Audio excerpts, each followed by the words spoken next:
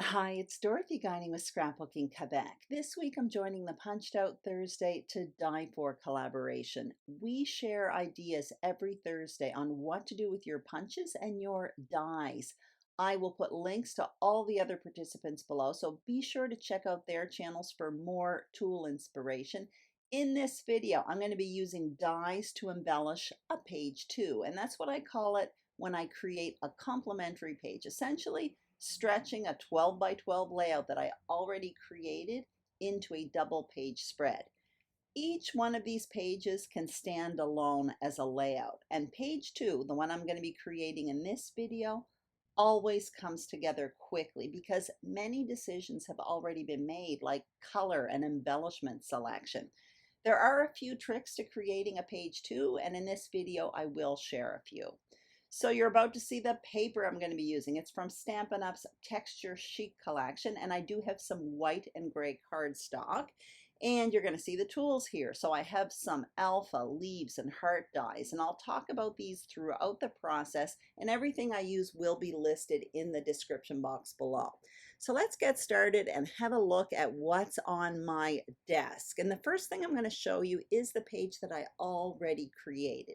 So basically, this page here, I used one of my favorite base page designs, which is a half frame style foundation with a large border. And then I created my layout on top of it.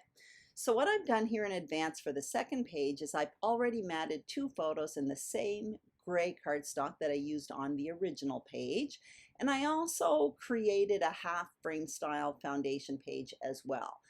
I made the white part quite large because I want the option to either have a narrow border or a wide border. And I'm showing you the papers that I have left from the original page. So basically all my leftovers are here, including very small bits of paper, because even if I just have a little bit of it, at least I have enough to create a repetition on the page too.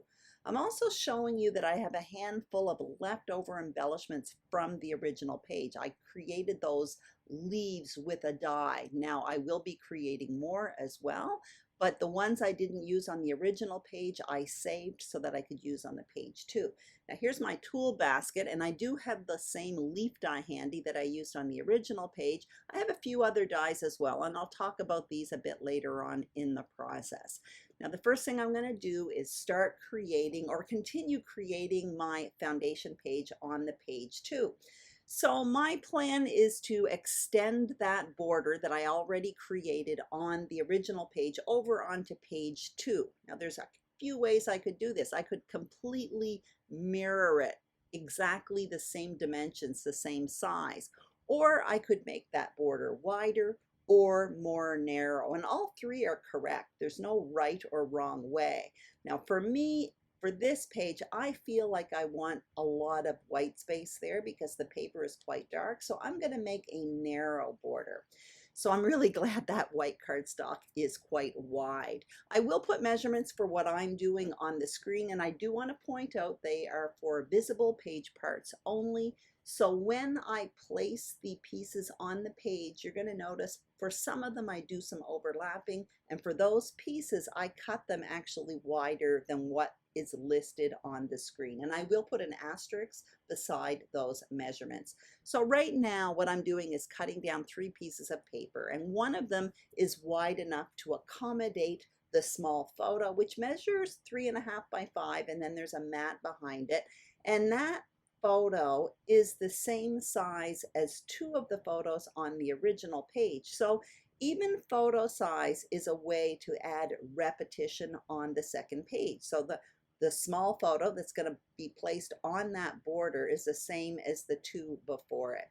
So that's how I plan to set up my page, and you can see that the border on the second page is definitely different. It's more narrow. All of them are very different in how they're placed on the page. Even the 2 narrow strips are different than the original page, but they are the same papers. They are repeating color, and what you saw me do as well was add a bit of ink to the edges of those paper, and I did that on the original page as well. And the ink I used was Morning Mist by VersaFine Clair. So I've adhered all of this together. I'm adhering it to the foundation page. Now I'm going to play around with placement of my photos. Now on the original page, the photos are kind of bounced up and down in a horizontal line. So I'm essentially going to continue that horizontal line onto the second page. And now I'm showing you, I'm going to add a title on the second page. Now this isn't necessary because there already is a title, a small one, but a title on the original page, as well as journaling. So that part is done. That part makes page 2 quick. But for this one, for decorative purposes, I want to add another title. And I'm showing you with dies in advance, I cut out a title. It's called Looking for Turtles. And what I'm showing you right now is how I'm making foam alphas with these alphas.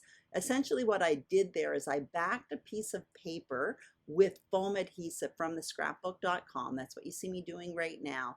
And then I'm going to place some dies on this adhesive backed paper and run it through my Big Shot. And out will pop these dimensional foam alphas. Super, super cool because you can make any color alphas you want. I absolutely love them, and I particularly love these ones. They're perfect for, I don't know, looking for turtles, all those greens and kind of washed over colors. So you can see I cleaned off my desk with the Big Shot and all the scraps of paper, and now I have my title on wax paper, which is Looking for Turtles.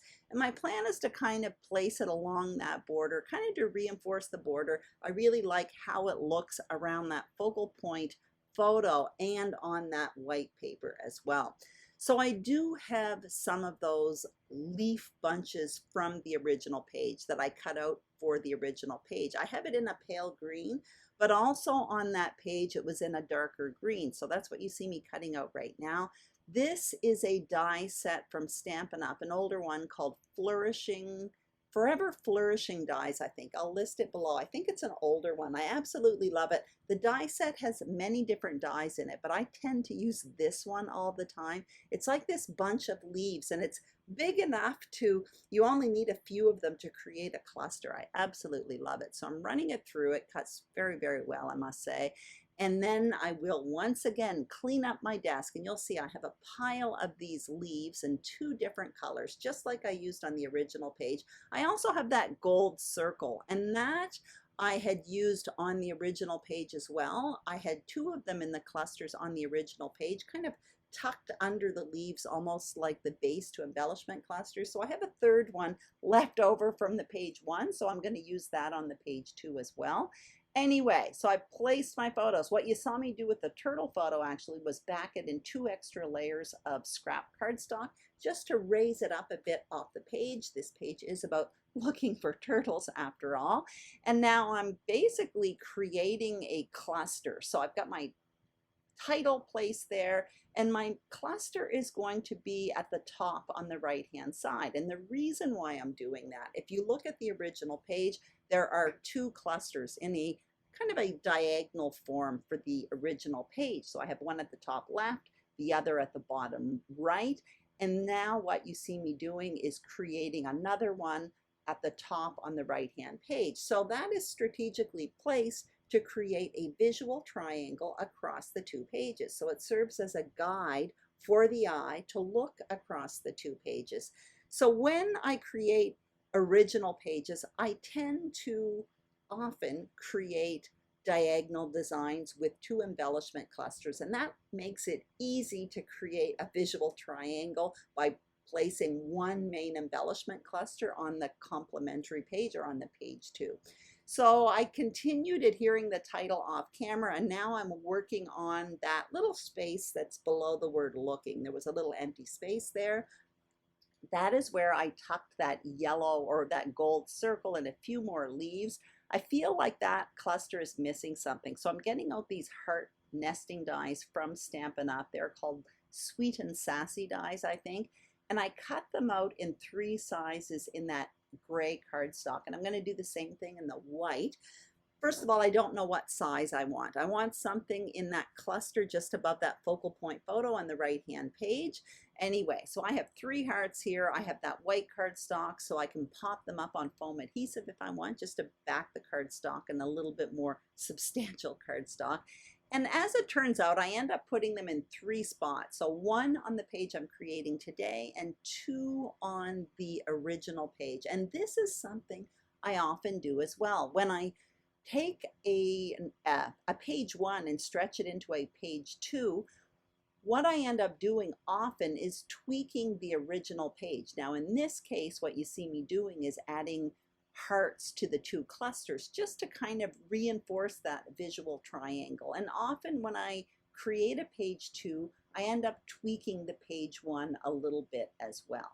So basically this is my finished layout, and off camera I moved the middle photo, so one on each page, closer to the middle of the page. And that made the gap between these photos smaller and the 2 pages flow better together. Now each one of these pages can stand alone as a single page layout, and I made them work together by just using a few tricks. So even though the dimensions are different, I repeated the same base page on page 2 by extending the border and repeating the half frame style foundation. I also repeated color and embellishments, and then I united the 2 pages together by creating a visual triangle with embellishment clusters. So that's basically it. Anyway, I hope you enjoyed this video. If you did, I'd greatly appreciate a thumbs up. If you haven't subscribed to my channel, I would be thrilled if you did. And if you are a subscriber, thank you very, very much. Don't forget to check out the other participants. Their links are in the description box below. Have a fantastic day, and I'll see you soon on YouTube. Bye-bye.